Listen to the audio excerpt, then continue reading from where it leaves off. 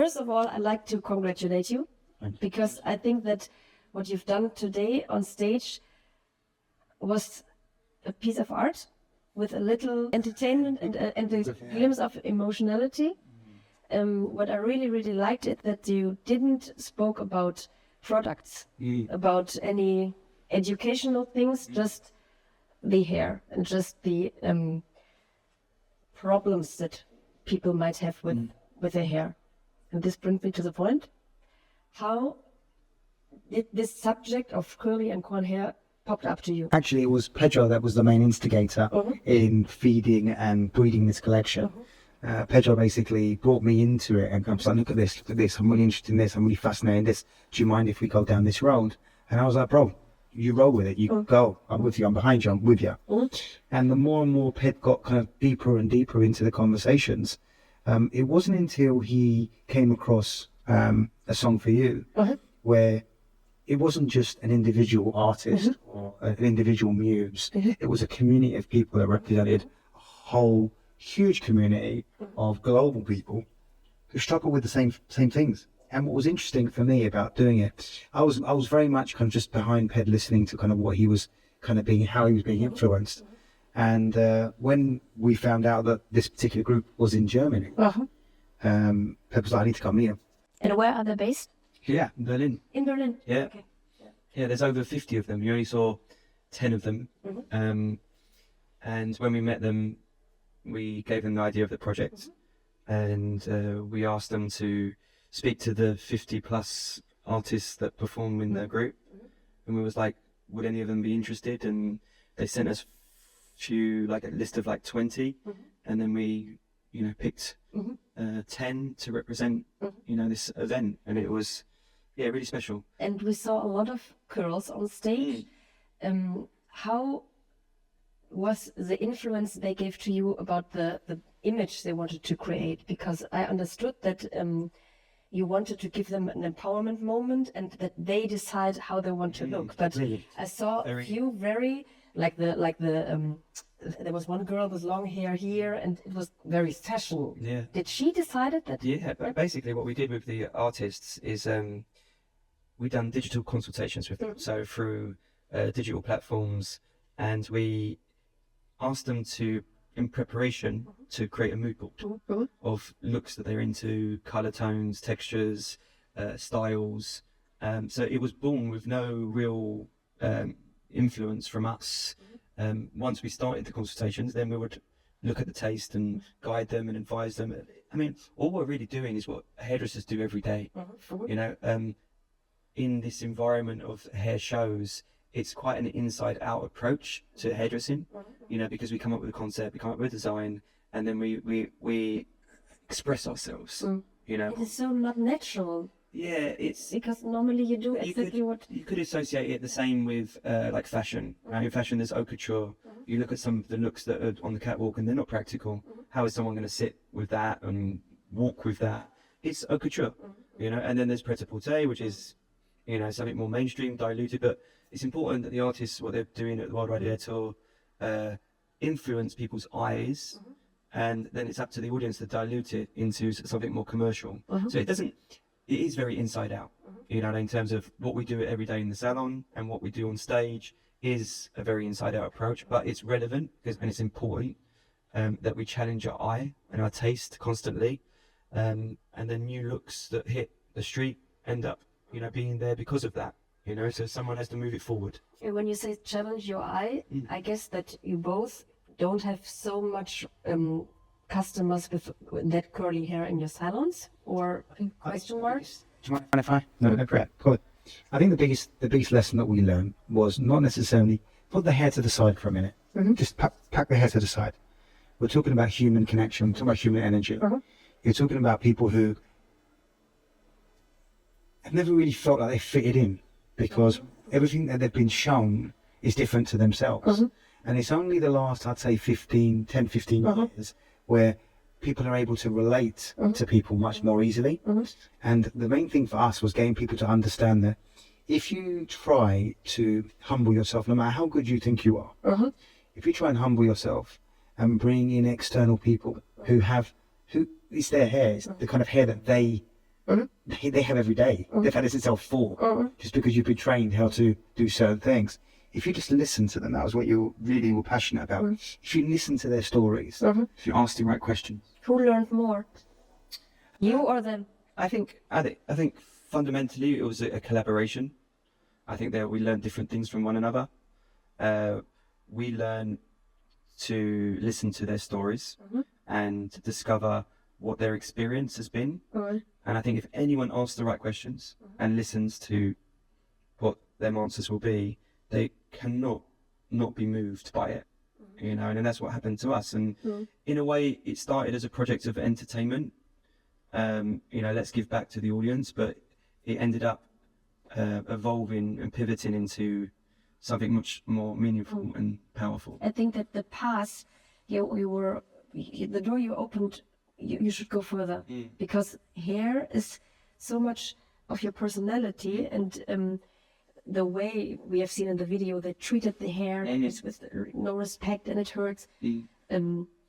This is something cruel. I mean, I never thought about it, but it's cruel. I mean, I think the artists produced the videos, and that was the communication that they wanted to portray. It was an idea of their hair being so uncontrollable, and the discomfort, the trauma that they experienced through their childhood and their journey.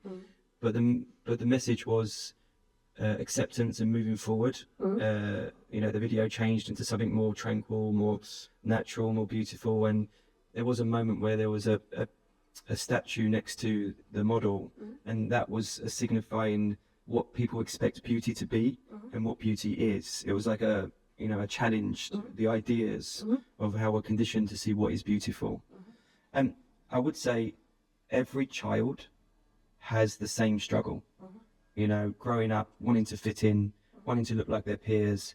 You know, kids with straight hair wanting curly hair, kids with curly hair wanting straight hair, kids with blonde hair wanting... So there is always a struggle in any childhood of like acceptance of what they have.